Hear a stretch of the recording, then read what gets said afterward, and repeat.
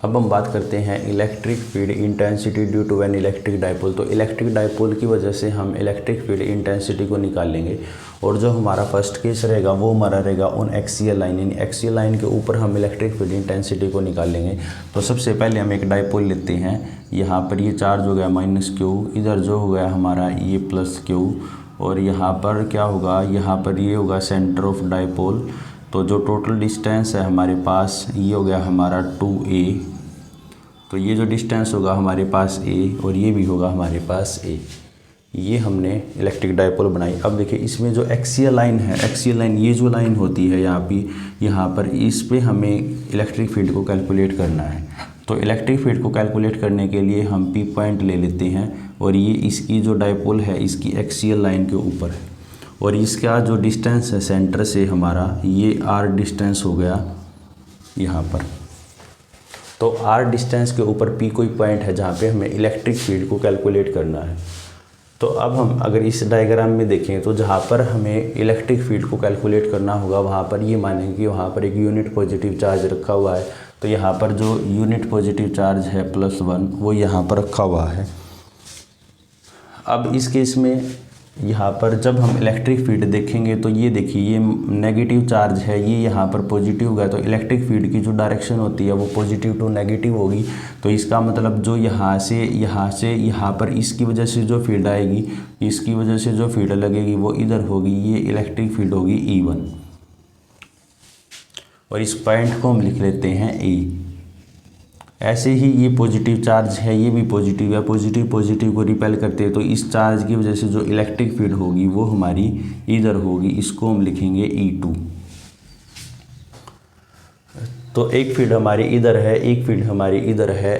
तो अब यहाँ पर नेट इलेक्ट्रिक फील्ड को कैलकुलेट करना है। तो दोबारा से देखेंगे एक बार, यहाँ पर सबसे पहले हमने एक डाइपोल ली, एक हमने पॉइंट चार्ज -q, दूसरा पॉइंट चार्ज +q, दोनों के बीच का सेपरेशन है 2a है। ये जो माइनस चार्ज है यहाँ और ये प्लस चार्ज है, यहाँ पर P पॉइंट पे हमें एक्सियल लाइन पे इलेक्ट्रिक फील्ड को कैलकुलेट करना है।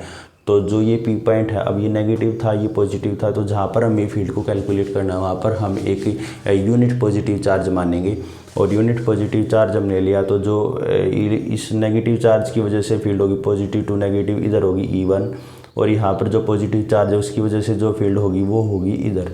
ये पॉइंट हम ले लेते हैं B। तो इलेक्ट्रिक फील्ड का जो फॉर्मूला हमने पढ़ा है वो हमने E= 1/4πε0 Q/r² पढ़ा है। तो अब हम लिखते हैं कि electric field due to charge -q is। तो इलेक्ट्रिक फील्ड -q चार्ज की वजह से क्या होगी, मैग्नीट्यूड में लिखेंगे तो E1, तो ये हो जाएगा हमारा 1/4πε0 Q/। अब देखिए माइनस जो चार्ज है यहाँ से यहाँ तक का डिस्टेंस, ये तो r है ये a है, तो टोटल डिस्टेंस होगा यहाँ से यहाँ तक का r+a होगा। तो ये हो जाएगा हमारा r+a और उसका क्या होगा स्क्वायर, और ये किधर होगा अलोंग। ये जो इलेक्ट्रिक फील्ड E1 की डायरेक्शन है ये इधर है, तो इसका मतलब इसको लिखेंगे अलोंग PA। ये क्वेश्चन नंबर हमारे पास 1 आ गई। दूसरा है electric field due to charge +q is। +q charge की वजह से क्या होगी हमारे पास इलेक्ट्रिक फील्ड, वो हो जाएगी हमारी E2 और ये होगा हमारे पास 1/4πε0 Q/। अब की बार जो +q चार्ज है इसका जो डिस्टेंस होगा ये टोटल r था, इसमें से a को घटाएंगे तो ये हो जाएगा हमारे पास r-a²। और ये जो फील्ड होगी E2 इसकी जो डायरेक्शन है ये है, तो अलोंग क्या लिखेंगे PB। तो ये हमने दो इलेक्ट्रिक फील्ड लिख ली। अब यहाँ पर जो P पॉइंट हमने लिया है जहाँ पर हमने यूनिट पॉजिटिव चार्ज को माना है, इस पे एक फील्ड हमारी इधर है एक इधर है, तो नेट इलेक्ट्रिक फील्ड क्या हो जाएगी, तो नेट इलेक्ट्रिक फील्ड क्या होगी, नेट इलेक्ट्रिक फील्ड होगी हमारी ये क्या हो जाएगी E2 - E1। तो नेट इलेक्ट्रिक फील्ड होगी हमारी E2 - E1। यहाँ पर देखिए ये जो चार्ज है ये इस P पॉइंट के पास तो इसका मतलब जो इसकी जो इलेक्ट्रिक फील्ड होगी E2 वो ज़्यादा होगी, ये चार्ज दूर है तो इसका मतलब इसकी जो इलेक्ट्रिक फील्ड है वो क्या होगी, वो कम होगी। तो इस वजह से हमने यहाँ पर जो नेट इलेक्ट्रिक फील्ड लिखी है वो हमने लिखी है E2 माइनस E1। तो अब हम इसको पुट करेंगे तो दोनों में से देखिए यहाँ पर भी 1/4 पाई एप्सिलॉन नॉट है, यहाँ पर भी 1/4 पाई एप्सिलॉन नॉट है, क्यों यहाँ पर भी है, क्यों, तो ये चीज़ कॉमन आएगी। तो क्यों बाय क्या लिखेंगे, ये होगा 4 पाई एप्सिलॉन नॉट, जो अंदर आएगा हमारे पास वो आएगा r minus A square, minus करेंगे 1/r प्लस ए का स्क्वायर।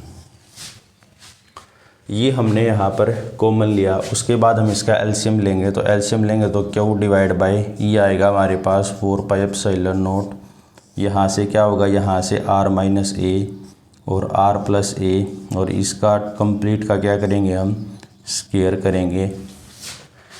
उसके बाद ये वाली जो टर्म है ये यहाँ आएगी, तो यानी कि r प्लस ए का स्क्वायर माइनस r माइनस ए का स्क्वायर।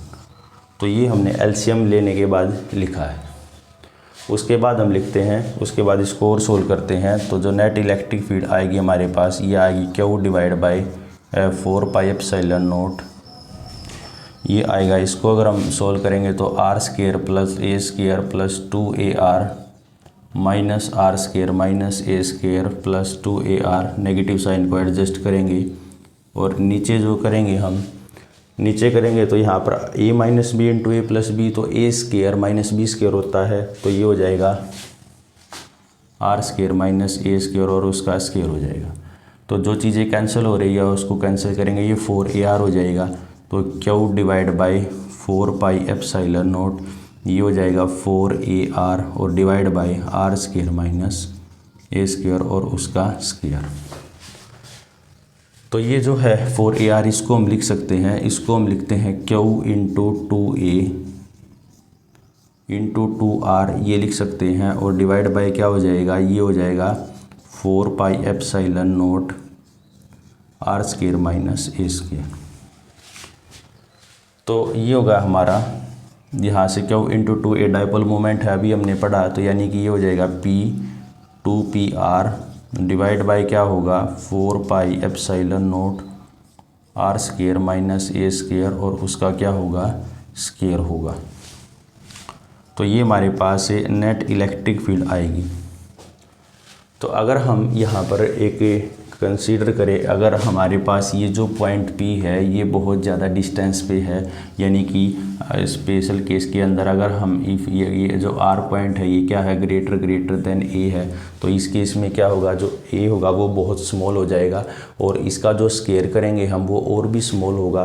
तो इसका मतलब जो हमारे पास ये इलेक्ट्रिक फील्ड आएगी तो इसको हम नेगलेक्ट करेंगे, तो ये आएगी हमारे पास, A को नेगलेक्ट करेंगे तो ये आएगा हमारे पास 2pr डिवाइड बाई ये हो जाएगा 4 पाई एप्सिलॉन नॉट और ये होगा हमारा r⁴। फिर इससे यहाँ पर कैंसिल होगा तो ये हो जाएगा 2p divide by 4 pi epsilon not r³। तो ये हमारे पास यहाँ पर फाइनल फार्मूला बनेगा। तो इलेक्ट्रिक फील्ड जो होगी डाइपोल के केस में एक्सियल लाइन पे वो क्या होगी, वो इन्वर्सली प्रोपोर्शनल हो जाएगी r³। ये हमारा एक इम्पोर्टेंट क्वेश्चन यहाँ से बनता है। जो इलेक्ट्रिक फील्ड है वो क्या होगी, वो इन्वर्सली प्रोपोर्शनल हो जाएगी r³ के। तो अगर हम इसको वेक्टर फॉर्म में लिखेंगे तो वेक्टर फॉर्म के अंदर जो इलेक्ट्रिक फील्ड है उसकी जो डायरेक्शन होती है, इलेक्ट्रिक फील्ड की जो डायरेक्शन होती है वो पॉजिटिव टू नेगेटिव होती है, लेकिन जो डाइपोल मोमेंट है उसकी जो डायरेक्शन होती है वो नेगेटिव टू पॉजिटिव होती है। तो यहाँ में एक माइनस साइन लगाएंगे तो ये हो जाएगा 2p divide by 4 pi epsilon not r³। तो ये हमारा फाइनल फार्मूला बनेगा जब हम इलेक्ट्रिक फील्ड को कैलकुलेट करेंगे axial line of electric dipole. तो आई होप आपको ये जो चीज़ है ये समझ में आई होगी।